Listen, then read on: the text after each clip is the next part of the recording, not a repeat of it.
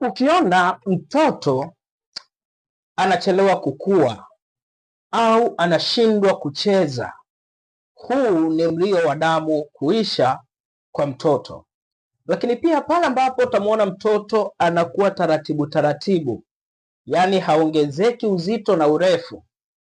Lakini pia pale ambapo utamwona mtoto anapitia hali ya uchovu wa kudumu, na unapomwona mtoto pia hata darasani ameanza kufanya vibaya, hafanyi vizuri kwenye masomo, mtoto anashindwa kusoma vizuri au anachelewa kusoma vizuri.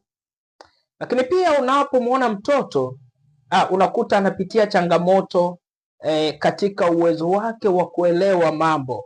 Hata maagizo tu unayompatia unakuta mtoto anasahau, hawezi kutunza kumbukumbu.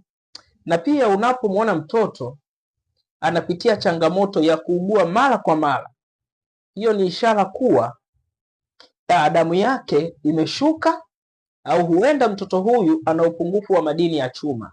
Sasa unachopaswa kufanya mzazi ni kuhakikisha kwamba unamsaidia mtoto aweze kupata haya madini ya chuma, ili aweze kusaidia kumjenga na kumsaidia katika ukuaji wake aweze kukua vizuri. Nimekuwa nikiwasaidia watoto wengi ambao wana changamoto mbalimbali za kiafya.